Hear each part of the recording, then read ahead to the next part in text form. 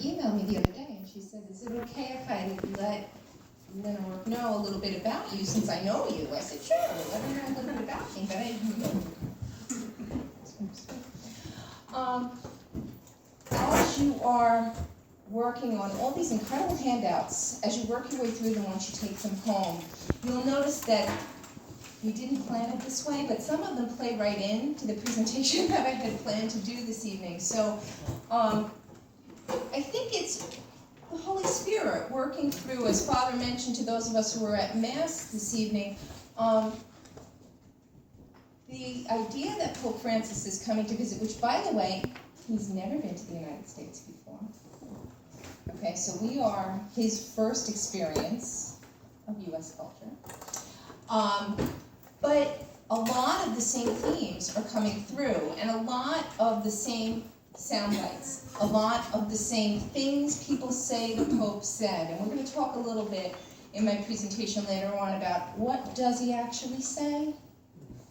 And how do we know what he actually says? Because sometimes, even well-respected New York Times has been known to misquote the Pope. So as we go into this week ahead, where it's going to be all Pope Francis all the time, he's going to be on every news channel, every radio station, just remember that they're taking what they hear and they're presenting it in their own way. So listen to it with your heart, and if you question whether he really did say that, look it up. And we're going to talk a little bit about that tonight, about how would you look it up if you really wanted to know if that's really what he said. This presentation is part of an initiative that was started in the diocese about 3 years ago called Strong Catholic Families, Strong Catholic Youth. We have now evolved that initiative, which was originally just for individual communities that signed on for a year-long process, to now be family ministry work across the diocese, all 14 counties. Any parish is welcome to invite programming in, whether it's me or another staff member from the pastoral center, to come in and talk about family dynamic, communicating with your kids. One of my roles is I'm the Associate Director for Marriage and Family through the Office of Lay Ministry Formation. So some parishes will bring me in to do communication in marriage, or how to keep your love alive, or those kinds of things. So as we talk about families, as we talk about what we're going to hear in this next week with the papal visit, consider if there's something that you think you'd like to see, and make sure that you let Angela know, or Lynn know, or one of the team members know, because as they're working on future programs, maybe they would work some of those things in.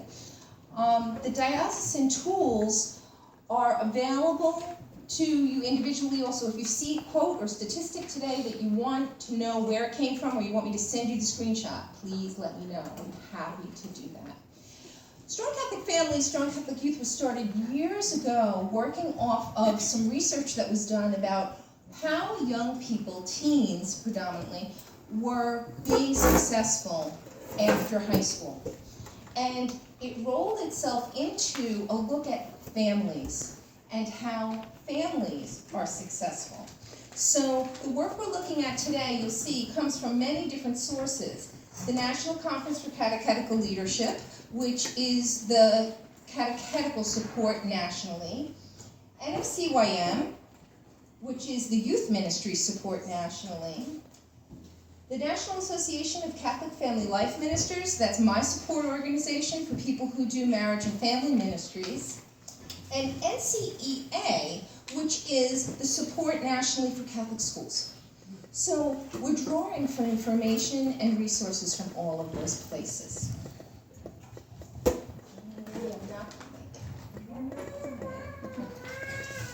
But I'm going to start by asking you to do a little family discussion, or if you're here by yourself, you can do it either alone or grab a partner. But I want you to think about, if you got 3 wishes for what faith and families, faith in your family. And that is whatever you describe your family to be. It's the people who love you, the people who you love, the people who worry about you, the people that you worry about. That's who your family is. And sometimes those are the people that live right under your roof. And sometimes, in my situation, my 4 older kids all live somewhere else. I still worry about them almost every day. I definitely still pray for them every day. And I definitely try and talk to them almost every day because I'm the mother and I'm supposed to do that. But, so whatever your definition of your family might be, whoever those people are in your closest circle, that's your family, okay? So, 3 wishes. What do you wish for your family in terms of the role faith would play in all of your lives 10 or 15 years from now? When the children in your family grow into adults, or maybe when the next cycle comes through your family and there are grandchildren. That next stage of your family, what do you hope will be faith's role? 3 wishes. And I'll give you some clues, because people read that and they say, if you had to define faith in your family, would you say you're a prayerful family? Would you say you're a family called to service? Would you say you're a family centered in Eucharist? Would you say that your family makes sure they care for one another? Would you say that in your family, you make sure that you listen to one another? Those are all moments of faith in your family. So what would be your 3 wishes? Discuss them with either your family, come up with 3, or have a discussion with the person next to you if you are here on your own. Okay, your time is up. Oh, I get to use the back of my laptop. Yes, you may. Oh, okay.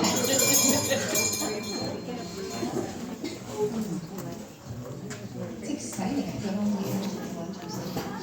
So, what did you come up with? What did you come up with? Just one of the things you came up with. Service. Service. Caring. I heard one over here. I had my hand up, but I think I might have done it. My wish is to see my granddaughter baptized and become an altar server. Baptized and to become an altar server, active in the community. No, that's exactly right. That you did it, everyone does it the way they'd like to do it. That was perfect. Anybody else? Your wishes for your family 10 years from now.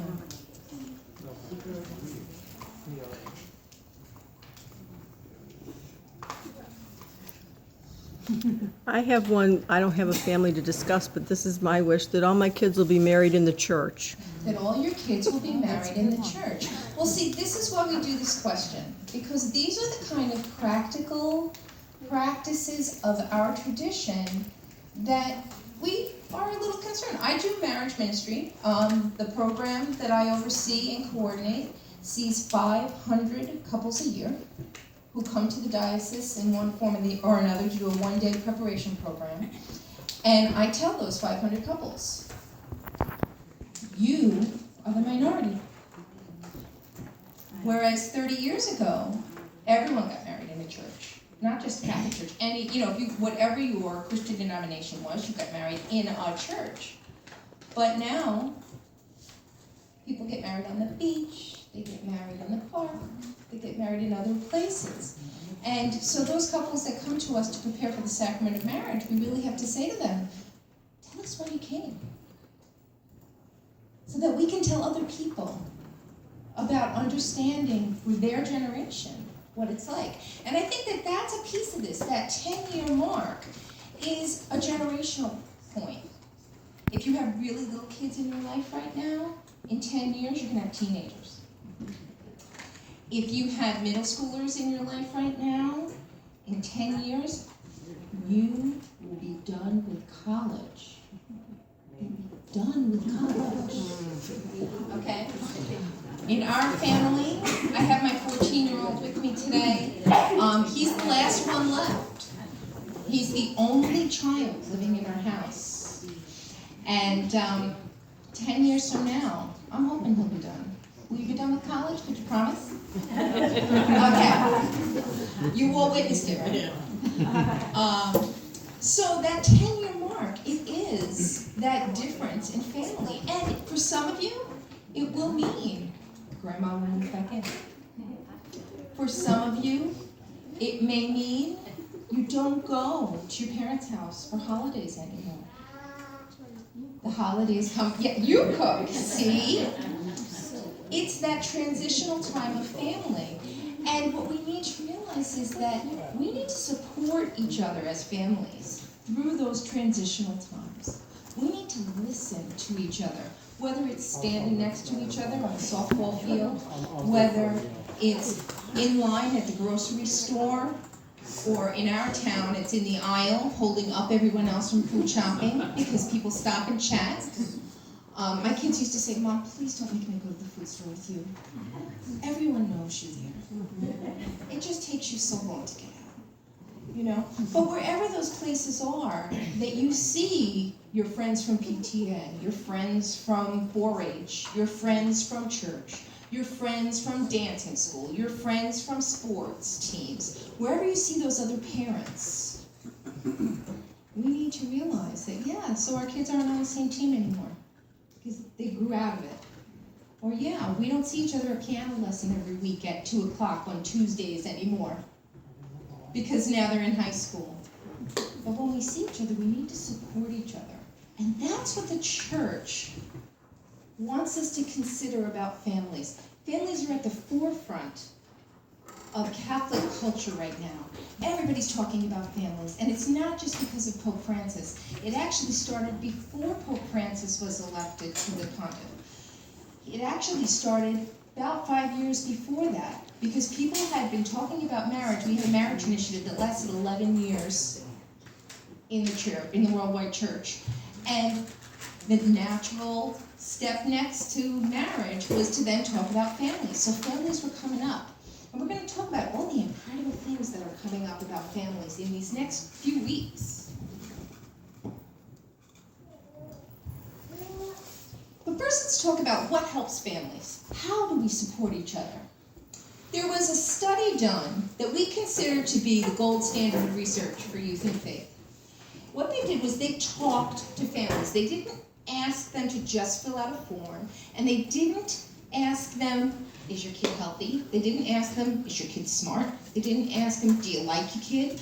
What they did instead was they did interviews where they listened to parents, they listened to teens, they did follow-ups, and then they threw all the statistics together. It was not just Catholic families. They talked to all kinds of families, and you'll see that in the results. And that happened around 2002, the study was started, and it was released about 2008. So when I say we started talking about families well before Pope Francis, we did. One of the questions they asked brings us to this. When it comes to faith, do you think most people, young people, are A, rebellious against their parents' faith? B, consider their parents' religious practices to be old-fashioned, not for them? Or C, pretty much follow the faith of their parents? What do you think? C. Smart crowd. It is absolutely C. Overwhelmingly C. What we hear about, it's the squeaky wheel gets the grease. What you hear about, those kids that don't want to go to church, think on our Facebook right now about how I drag my teenager to church in the morning. And it's a parent saying why they'd like their child to come to church. Because they want them to see the face of God in other families. Because they want them to feel that sense of community.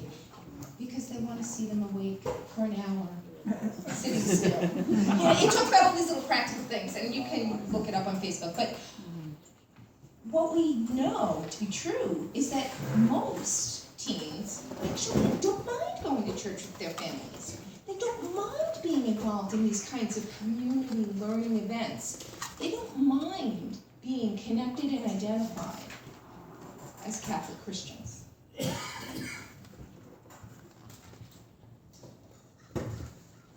is a little bit of a different generation. But our teens are not angry.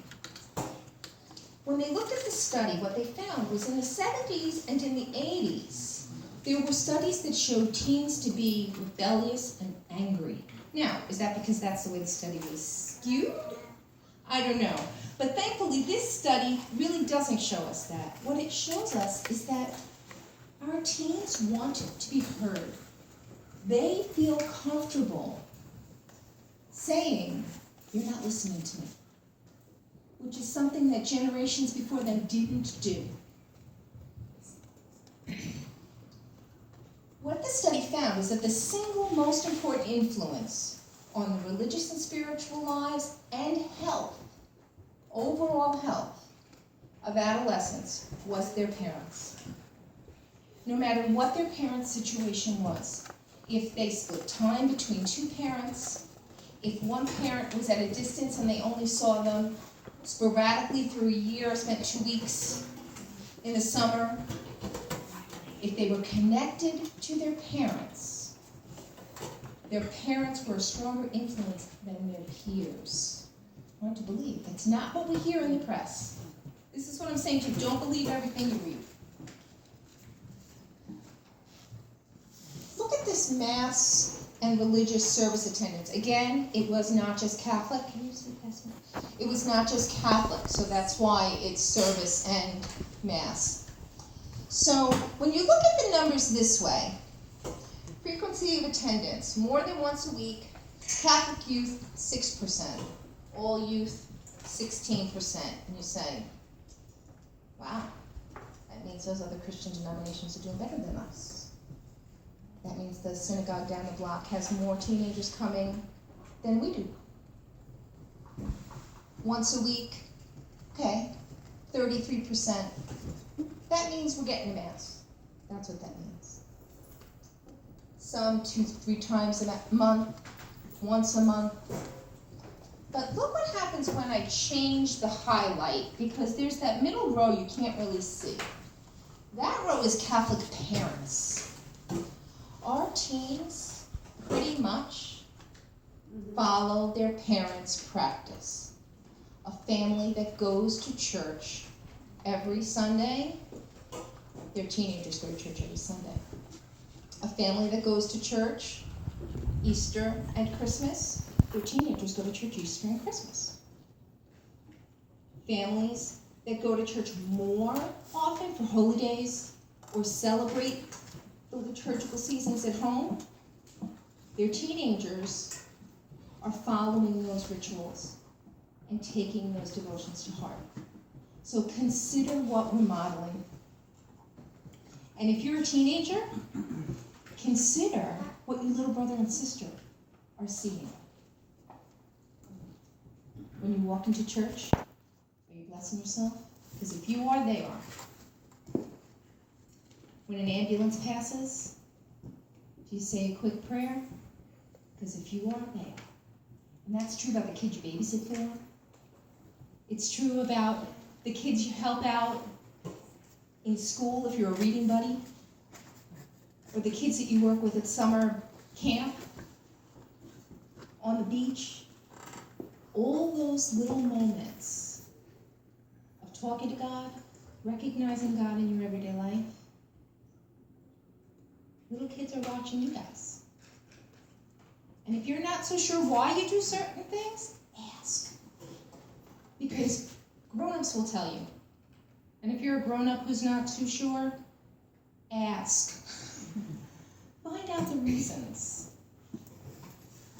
Why is it that you bless yourself when the ambulance drives by, Mom? Is it because you're glad it's not you? No. It's because I'm praying that not just for the person who they might be going to help, but that they get there safely. And I'm praying gratitude that those people are in that work and are willing to be there for the people who need them. Yesterday or today was pray for your police force. Was it today? I think it's today. I think it's today. Yeah. Those kinds of things. Did you talk about that when you were eating lunch today, or when you were having breakfast this morning over your cereal? Those are the kinds of things that help us live our Catholic identity. Those conversations, those opportunities when you're driving down the road and you see the kid fall off his bike and you say, oh, I really hope he's going to be okay. And everyone in the car says, oh, we really hope he's going to be okay. And then you find out that one of you goes to school with him, and you find out the following day, yeah, he was okay. And you can come back and tell everybody, oh, he was fine, he just had 2 stitches. Those are the moments that we celebrate our family's faith, that we celebrate our connectedness to each other, that we show that we're a community to ourselves, part of a larger community.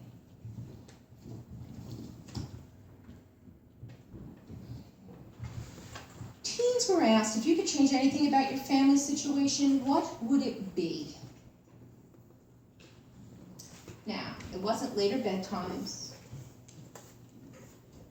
It wasn't that my parents would leave me alone. It wasn't that I wish I had more money.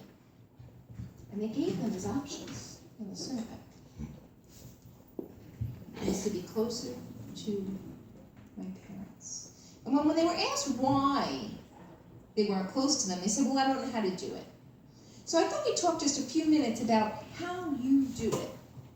So whether you are a parent of a teen, a parent of a little kid, whether you are a grandparent to a teen or a little kid, talk about the ways for 2 minutes with your table about how a family can be closer.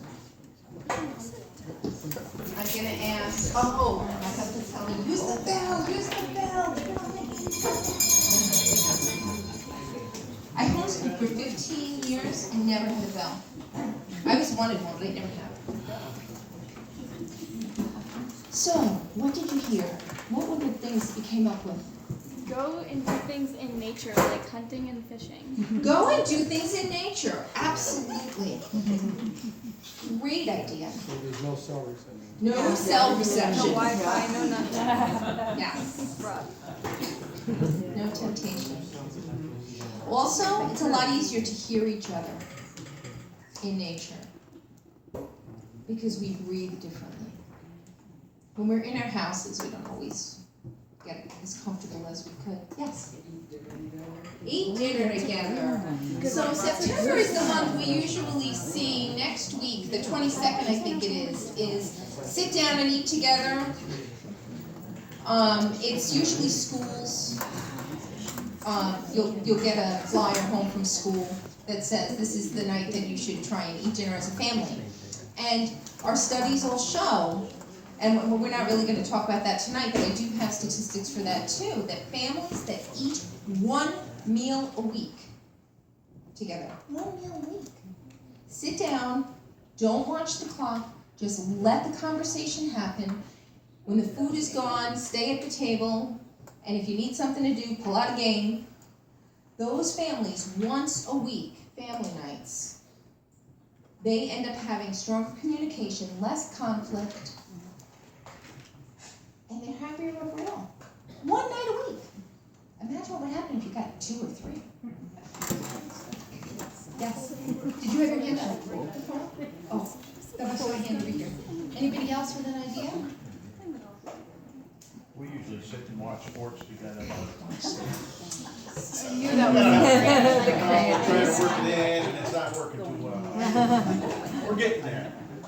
Group effort. I don't understand why, it used to be when I was a kid, there was only Monday night football. And now there's Sunday night, Monday night, Thursday night football. Okay, so I just asked him the other day, I said, what happened? And he said, well, there's more television channels now, so they can fill them all up with football. But you know, Amen to that.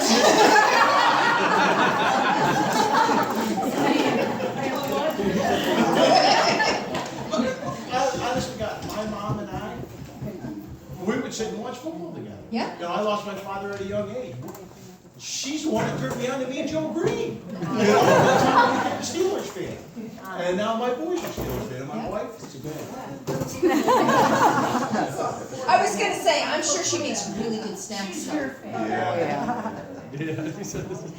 You know, I'm really, the one thing, and I will say, it's my laptop time. When they're watching football, I sit with them though, so that I can see the commercials. But that's my laptop time. But that's one thing to think about as a family. The seating in your living room, or TV room, or den, or comfort space, wherever it is that you watch whatever it is you watch together. Are there enough seats for everyone in your family? Because what we're finding now, we're hearing about working in family ministry, I get to hear a lot of these things. Families that put in recliners for mom and dad, and the kids sit on the floor. Now, if the kids are sitting on the floor, that's fine. When I was a kid, you sat on the floor to watch TV because you weren't allowed to sit on the couch. Unless you had just gotten out of the tub. But if you have the dog sitting on the couch and you're making your kids sit on the floor, consider, can you see, and it's about eye contact, can you see each other's faces? Can you interact? Because if you're sharing something like a game or a movie or a show, you want to be able to see each other's faces so that you can see when something's funny, so you can share the laugh. So consider that. Because as we build in these big screens into our lives, what we do is we darken the audience space, and we can't see each other anymore. So we can't share. We can't talk in between the commercials. For a long time, when our kids were young, we used to mute the television during the commercials. And that was our process time. We would spend that 2.5 minutes having a little chat. And the kids knew that when the commercial was over, the show came back on. So 2 out of 3 teens, 3 out of 4 parents say they'd be willing to give up one weeknight activity if it meant they could have a family night. Consider it. How many sports is your family involved in? How many dance classes? How many lessons? How many activities? At one point in our house, we had 4 children tap dancing, 4 children in Scouts, 3 children in 4-H, Sunday school, Thursday night school, karate, and all the other things got added to the list. And we really have to say, what night are we all home together? And we put it on the calendar. Figure out for your family what works. Maybe it's not dinner. Maybe after school or after work time is not your family's best time. Maybe it's Saturday morning breakfast. Maybe it's Sunday morning brunch after church. Maybe it's Tuesday afternoon because dad and mom can get off early and the kids don't have anything after school. Whatever that time is, doesn't have to be a meal, it can be ice cream. It can be a walk in the park. It could be a swim in the summertime, although we're losing that rapidly. Think about when you can build in just a little more family time. I'm actually going to skip that. So, studies show that youth who have participated in at least one retreat, rally, conference, or mission trip, again, this is not just Roman Catholic tradition, but teens of all different religious traditions. They report that they are close to God, that they actually consider religion in their daily life, and that they read the Bible. Now, your group is moving on after this session. The next session, you're gonna start talking about morality. And realize that one of the reasons that we did family here first tonight is because family, your home, the people that you consider the family that you're connected to, they're the people that help you map out your decisions. Not just the young people, not just your teens, not just your young kids, but the grown-ups in the family too. The grandparents in the family too. This is how we get grandma on Facebook. Because we say, Grandma, I really want you to learn how to do this so you can see my pictures from the prom. Or, Mom, I really want you to be able to Skype with the kids when they go away to college. Let me show you how to use Skype. Let's get you internet in-house. So it's not just about the younger generation. It's about the older generation of the family too. It's our map. Our family is our map. They're the guide. They're the people you talk things out with. Not just, do you think I should wear this morning? Do you think these shoes go? But also, boy, I'm thinking about buying a new car for us and, let's talk about it. Do you think, how do you feel about this car? What do you think? Because that's not something the parents decide without mentioning it to the kids. We had one of our kids who still talks about his favorite vehicle. Was smashed, unfortunately, in an accident, thank God. His father was not injured, but he didn't really care. All he cared about was that his car, his favorite car, that was my favorite car. He was little. That was my favorite car, Mom. I really didn't want that car to go away. I said, well, that car had to go away because we couldn't drive it anymore. It got smashed up. But, everybody has an opinion in a family. The piece that was read first, I'm sorry, I don't remember your name, sir. Tom, the piece that Tom read about every member of the family being sacred and being equal and being a productive part of what makes up the family. The family would not be complete unless all the members were represented, even the ones that can't talk yet, even the ones who can't remember their name. Doesn't matter which end of the spectrum you're on. You're still a member of the family. And whatever opinion you care to give counts. So, consider what that map of your family does for all of your choices. And what being connected to church-related activities could do to help that map be a little clearer. The studies show that 71% of junior high youth, 60